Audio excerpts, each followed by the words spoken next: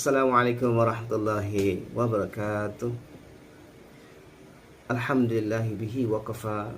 Wassalatu wassalam ala habibil mustafa wa ala alihi wa ashabihi ahli tuqa wal wafa. Amma ba'd. Subhanaka la ilma lana illa ma 'allamtana innaka antal alimul hakim.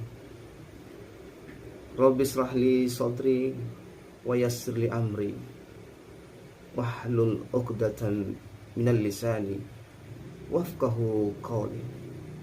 A'udzu billahi minasy syaithanir rajim. Bismillahirrahmanirrahim. Qul huwallahu ahad, Allahus samad, lam yalid wa lam yulad wa lam yakul lahu kufuwan ahad. Shadaqallahul azim.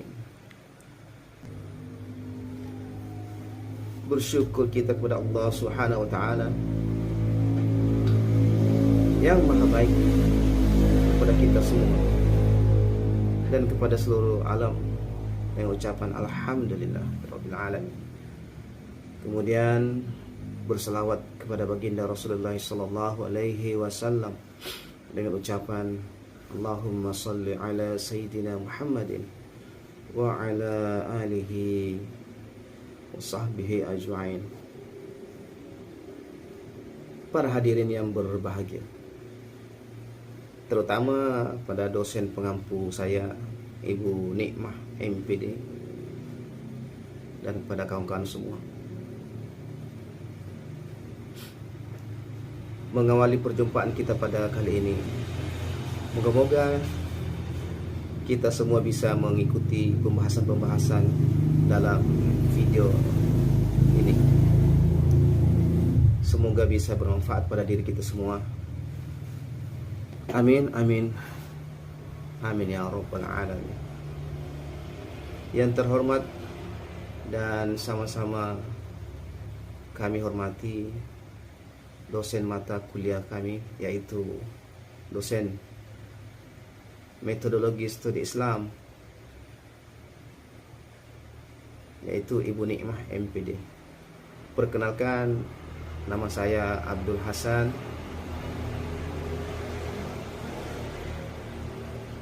dari PGMI semester 1. Insya Allah akan bersama-sama untuk kedepannya.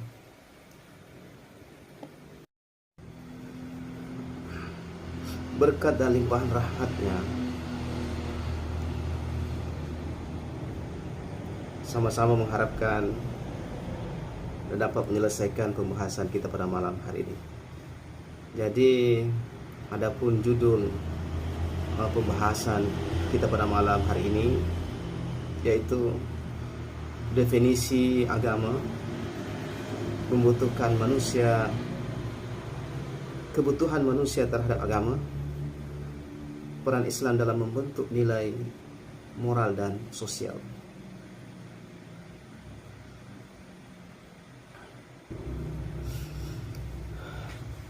Kata agama berasal dari bahasa Sanskerta.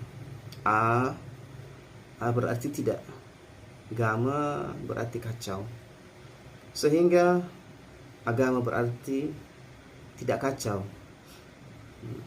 Agama merupakan pegangan hidup umat Islam untuk kehidupan di dunia maupun kehidupan di akhirat kelak, dan juga merupakan suatu pedoman atau pandangan untuk menjalani kehidupan kita. Manusia membutuhkan agama dalam kehidupannya, yaitu sebagai pegangan hidup baik untuk kehidupan di dunia maupun di akhirat kelak. Fitrah manusia menyebabkan untuk mencari jati dirinya, dan ini merupakan pegangan hidup yang menjadi panduan untuk kehidupan kita di dunia dan di akhirat. Jadi keterbatasan manusia ada berkaitan dengan spiritual dan metafisik, mencari makna dan tujuan hidup. Dan agama merupakan salah satu cara untuk melakukannya, mengatasi tantangan, menghadapi krisis dan perubahan signifikan dalam kehidupan. Agama sebagai sumber wahyu yang jelasnya kita tahu semua sumber utamanya daripada Tuhan Allah Subhanahu wa taala, yang dapat mengarahkan manusia agar tidak melakukan tindakan amoral ataupun asusila. Agama sebagai pondasi, itu sebagai karakter, merupakan pondasi utama dalam kita membentuk karakter dan jati diri kita. Jadi agama sebagai pegangan hidup. Pendidikan agama Islam itu memiliki peran penting dalam membentuk nilai moral dan sosial, yaitu menanamkan nilai-nilai moral dan etika yang bersumber dari ajaran Islam dan mengembangkan karakter Islam yang kuat, berakhlak mulia dan berkontribusi positif terhadap masyarakat. Jadi berdasarkan latar belakang itulah perlu kiranya merumuskan masalah sebagai pijakan untuk kajian apa yang akan kita bahas ke depannya. Adapun rumusan yang akan kita bahas ialah ada 3. Apa itu agama? Yang kedua, apa kebutuhan manusia terhadap agama? Dan yang ketiga, apa peranan Islam dalam membentuk nilai moral dan sosial?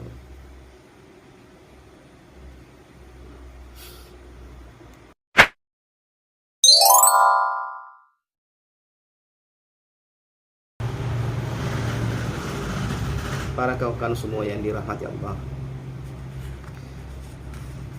kalau kita mengkaji arti pentingnya agama bagi manusia, kita akan tahu dulu, sebelumnya kita akan tahu dulu makna ataupun definisi agama. Makna agama dalam bahasa Arab disebut din, yang memiliki pemaknaan banyak. Makna-makna yang utama dalam kata din disebutkan menjadi 4. Yang pertama, keadaan berutang. Yang kedua, penyerahan diri. Yang ketiga, kuasa peradilan. Yang keempat, kecenderungan alami. Jadi konsep-konsep pemaknaan yang berkaitan dengan berhutang seperti merendah diri, menjadi hamba, mengabdi. Lalu dari pemaknaan utama, seorang hakim, penguasa dan pemerintah dapat diperoleh makna lain seperti yang perkasa, yang besar dan yang kuat. Dalam perspektif yang berbeda, agama adalah gejala yang begitu sering terdapat di mana-mana. Agama adalah gejala yang begitu sering terdapat di mana-mana. Dan agama berkaitan dengan usaha-usaha manusia untuk mengukur dalamnya makna dari keberadaan diri sendiri dan keberadaan alam semesta. Selain itu, agama dapat membangkitkan kebahagiaan batin yang paling sempurna, dan juga perasaan takut dan ngeri, meskipun perhatian tertuju kepada adanya suatu dunia yang tak dapat dilihat, yaitu akhirat. Namun agama melibatkan dirinya dalam masalah-masalah kehidupan sehari-hari. Agama memiliki nilai-nilai bagi kehidupan manusia sebagai orang per orang maupun dalam hubungannya dengan kehidupan bermasyarakat. Selain itu, agama juga memberi dampak bagi kehidupan sehari-hari. Dengan demikian, secara psikologis, agama dapat berfungsi sebagai motif intrinsik atau dalam diri, dan motif ekstrinsik, yaitu yang berpengaruh pada di luar diri kita ya. Yang didorong keyakinan agama dinilai memiliki kekuatan yang mengagumkan dan sulit ditandingi oleh keyakinan non agama, baik doktrin maupun ideologi yang bersifat profil. Dengan begitu, agama adalah sebuah makna di mana setiap orang bebas menentukan haknya untuk beragama, karena di dalamnya manusia menemukan pandangan.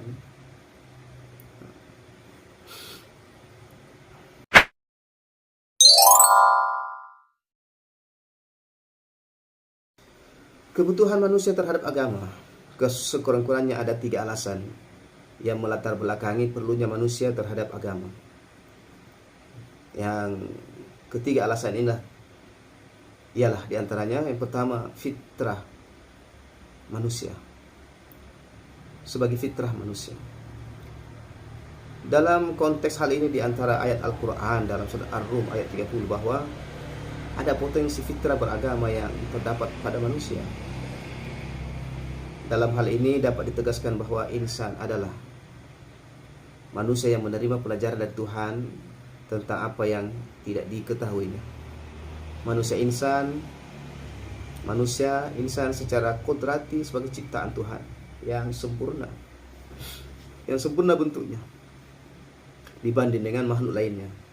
Sudah dilengkapi dengan kemampuan mengenal, memahami kebenaran dan kebaikan yang terpancar dari ciptaannya.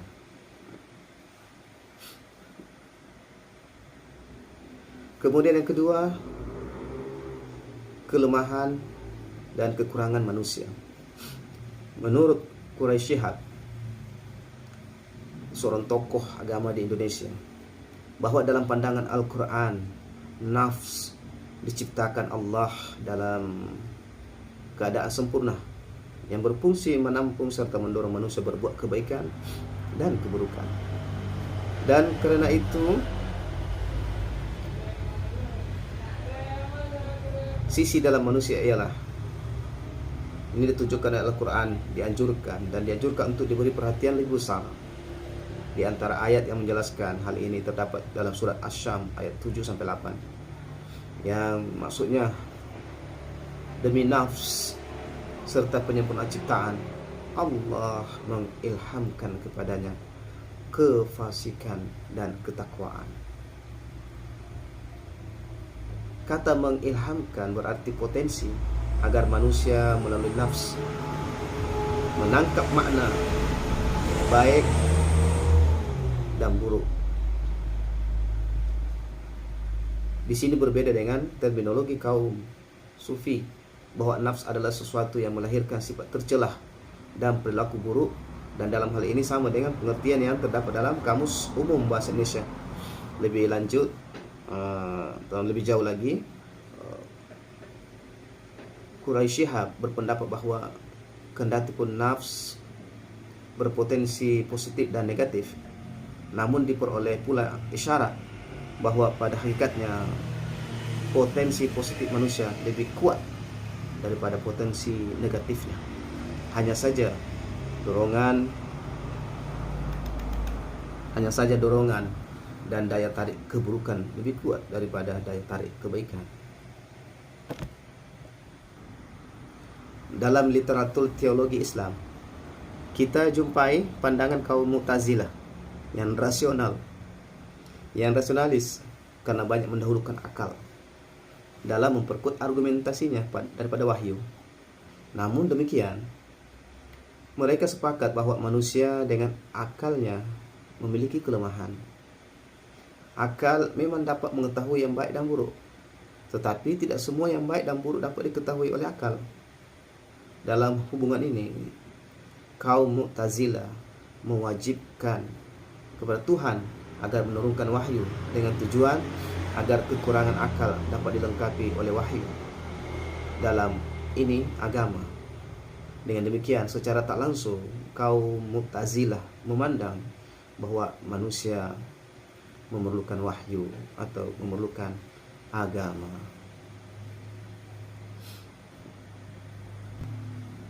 Kemudian seterusnya para hadirin yang dirahmati Allah, yang ketiga yaitu tantangan manusia. Faktor lain yang menyebabkan manusia memerlukan agama karena manusia dalam kehidupannya menghadapi berbagai tantangan, baik yang datang dari dalam diri maupun tantangan yang dapat berupa dorongan hawa nafsu, ya. Itu tantangan dari dalam diri, ya. dan bisikan setan. Sedangkan tantangan dari luar dapat berupa rekayasa dan upaya-upaya yang dilakukan manusia yang secara sengaja berupaya ingin memalingkan manusia daripada Tuhan. Mereka dengan rela mengeluarkan biaya yang banyak, tenaga dan pikiran yang dimanifestasikan dalam berbagai bentuk kebudayaan yang di dalamnya mengandung misi menjauhkan manusia daripada Tuhan. Kita misalkan membaca ayat yang berbunyi, sesungguhnya orang-orang kafir itu menafkahkan harta mereka untuk menghalangi orang dari jalan Allah. Ini ada di surat Al-Anfal ayat 36. Berbagai bentuk budaya, hiburan, obat-obat terlarang dan lain sebagainya dibuat dengan sengaja. Pada zaman semakin sekuler ini, agama memainkan peranan paling penting. Agama memainkan peranan penting terhadap kehidupan berjuta-juta manusia. Untuk itu, upaya mengatasi dan membentengi manusia adalah manusia itu sendiri dengan mengajarkan agar taat menjalankan agama.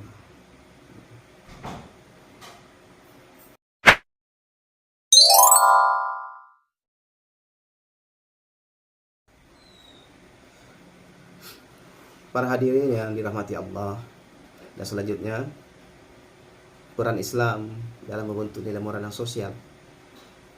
Jadi Islam memiliki peran yang sangat sentral dalam membentuk nilai-nilai moral dan sosial individu maupun masyarakat.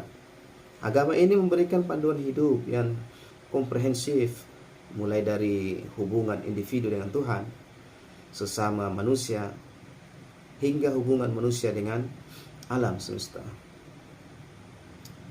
Jadi adapun nilai-nilai moral yang dibentuk Islam, yang pertama tauhid.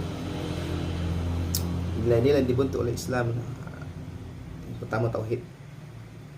Konsep keesaan Tuhan mengajarkan manusia untuk hanya menyembah Allah saja dan tidak menyekutukannya dengan apapun.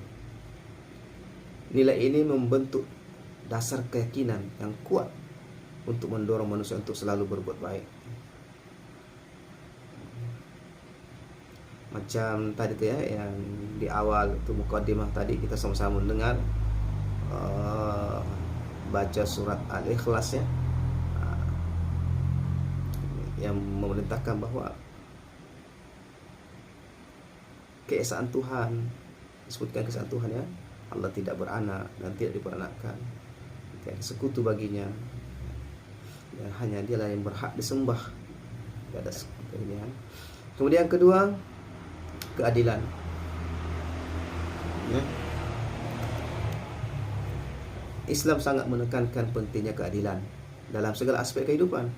Keadilan tidak hanya berlaku antara sesama manusia saja, tetapi juga dalam menjalankan hukum dan mengambil keputusan. Kemudian ketiga, kasih sayang.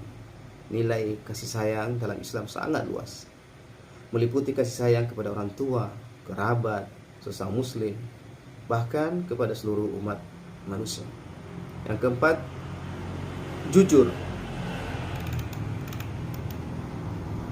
Kejujuran adalah sifat terpuji yang sangat dianjurkan dalam Islam. Kejujuran dalam ucapan, kejujuran dalam tindakan dan pergaulan merupakan cerminan iman yang kuat. Dan yang kelima, amanah. Amanah di sini berarti dapat dipercaya dalam menjalankan tugas dan tanggung jawab ya. Nilai ini sangat penting dalam membangun kepercayaan dan hubungan yang harmonis dalam masyarakat. Yang keenam, sabar. Kesabaran dalam menghadapi cobaan dan kesulitan adalah salah satu sifat utama yang diajarkan Islam. Sabar dapat membantu manusia menjadi lebih kuat dan bijaksana. Itulah penting sabar.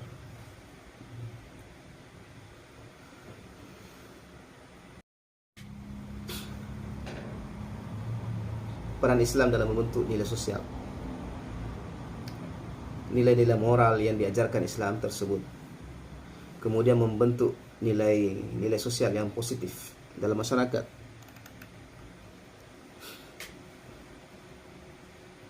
Ada nilai-nilai positif, tersebut ada 4 lah, minimal 4 ya. 4 yang itu toleransi, gotong royong, persaudaraan, kesetiakawanan. Jadi nak urai satu-satu lah ya. Toleransi ini apa? Nah, itu Islam mengajarkan umatnya untuk hidup berdampingan dengan pemeluk agama lain dengan penuh toleransi dan saling menghormati. Yang kedua, gotong royong. Nilai gotong royong sangat kental dalam ajaran Islam. Saling membantu dan bekerja sama dalam kebaikan adalah kewajiban setiap muslim. Yang ketiga, persaudaraan. Islam menciptakan rasa persaudaraan yang kuat di antara sesama muslim, sehingga terjadilah hubungan yang erat dan saling mendukung. Ini bentuknya seperti inilah, saling erat dan saling mendukung. Kemudian yang keempat, kesetiakawanan. Nilai kesetiakawanan mendorong umat Islam untuk saling membantu dalam kesulitan dan berbagi rezeki dengan sesama.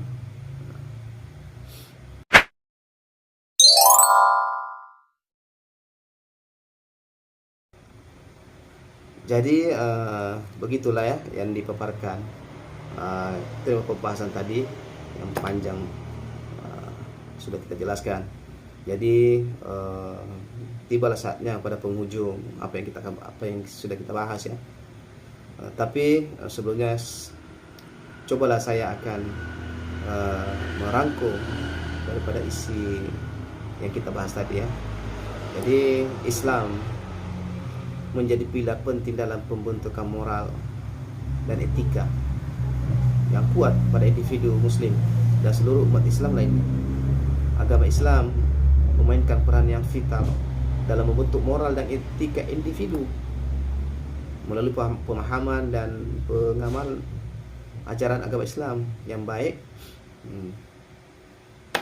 yang itu yang akan membangun kesadaran moral, memperkuat iman, dan memberikan panduan perilaku yang baik dalam bermasyarakat, berbangsa dan bernegara.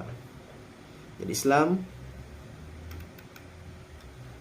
Islam mengajarkan nilai-nilai universal jauh sebelum lahirnya prinsip demokrasi dunia, seperti keadilan, kejujuran, kesopanan, kesabaran, dan kedermawanan. Selain itu, Islam juga mengajarkan nilai-nilai seperti menghormati dan menghargai sesama serta menjaga lingkungan. Akhlak Islam mempunyai peranan yang sangat penting dalam membentuk landasan utama dalam membangunkan karakter. Islam membekali pemahaman nilai-nilai agama, mengenalkan ajaran agama, dan membentuk rasa taat terhadap Tuhan. Selain itu, Islam memberikan pendidikan moral sedari dini, membantu anak memahami perbedaan antara yang benar dan salah, mana yang benar, mana yang salah, serta mengembangkan sikap baik dan empati terhadap sesama manusia.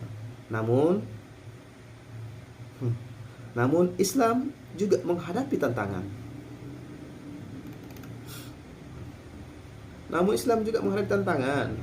Seperti perubahan nilai dan norma sosial, perkembangan teknologi, dan perubahan generasi. Jadi tentulah kita akan mencari bagaimana cara solusi untuk mengatasinya. Jadi diperlukan strategi-strategi yang tepat dalam pendidikan agama. Pengamalan bukan hanya sekedar teks yang kaku, tapi aplikatif, menyentuh ruang hakikatnya, yaitu ruang hakikat manusia. Sehingga agama menjadi sebuah kebutuhan dan bukan jumud keterbelakangan.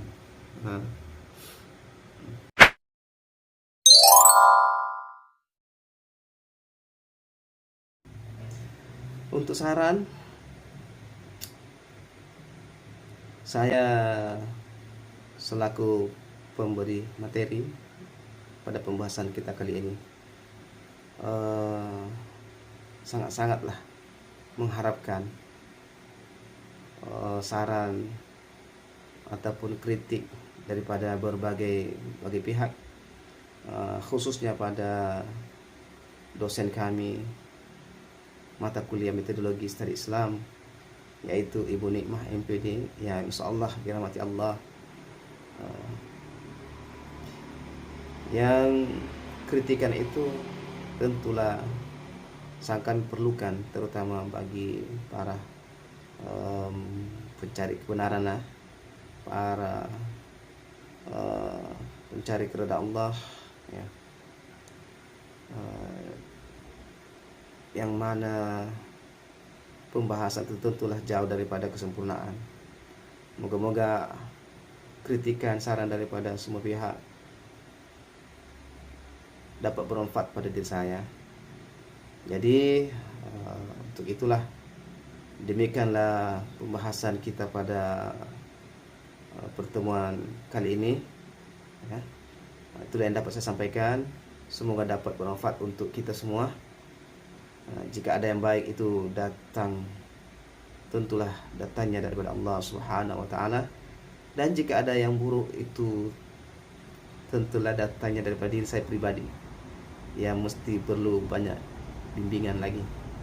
Mohon maaf atas kekhilafan tutur kata dan perbuatan. Semoga Allah membimbing kita semua pada jalan yang benar. Aqulu qouli hadza wa astaghfirullahi li wa lakum fastaghfiru innahu huwal ghafurur rahim. Wassalamu alaikum warahmatullahi wabarakatuh.